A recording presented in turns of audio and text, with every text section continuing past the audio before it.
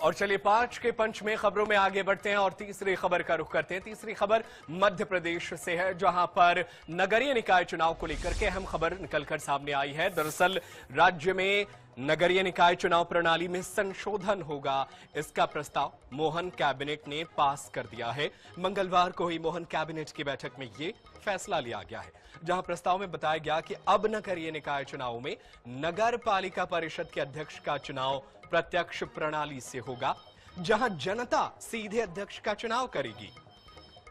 इसके साथ ही पिछले चुनाव में अप्रत्यक्ष प्रणाली लागू हुई थी, जिसमें अध्यक्ष का चुनाव पार्षदों ने किया था, लेकिन मोहन कैबिनेट ने इसे बदलने पर मोहर लगा दी है। इसके अलावा मोहन मंत्रिमंडल ने कई और अहम प्रस्तावों पर भी मोहर लगाई है। दरअसल मोहन कैबिनेट ने मंगलवार को हुई बैठक में मध्य प्रदेश नगरपालिका अधिनियम यानी निकाय चुनाव में बदलाव का प्रस्ताव पास कर दिया है, जिसके बाद ये प्रस्ताव पास करने के बाद राज्यपाल के पास जाएगा। राज्यपाल से मंजूरी मिलने के बाद ये नियम लागू हो जाएगा, जिसके बाद आने वाले नगरीय निकाय चुनाव में जनता सीधे नगरपालिका परिषद के अध्यक्ष का खुद चुनाव करेगी।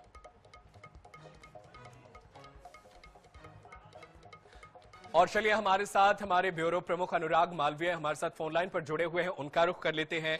अनुराग, नगरीय निकाय चुनाव प्रणाली को लेकर के सरकार जो है मन बना चुकी है, कानून बनाने जा रही है, इसको लेकर के विपक्ष का क्या रुख रहने वाला है और इस चुनाव से किस तरीके से नगरीय निकाय प्रणाली के चुनाव में असर पड़ेगा, रोशनी डालिए।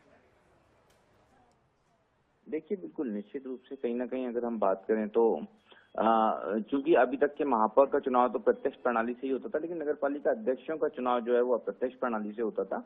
एक बड़ा बदलाव इससे ये होगा कि हमने देखा कि ये प्रक्रिया पहले हुआ करती थी लेकिन बीच में बंद हो गई थी, लेकिन प्रत्यक्ष रूप से चुनने से कुछ तकनीकी पहलू हैं जो सबसे महत्वपूर्ण है। अब पार्षद जो कि अभी तक के नगरपालिका अध्यक्षों को चुनते आए हैं, उनके पास हटाने का अधिकार भी होता था और ऐसे में कई दफा ये परिस्थितियां बनती थी कि बीच में ही हटा दिया जाता था।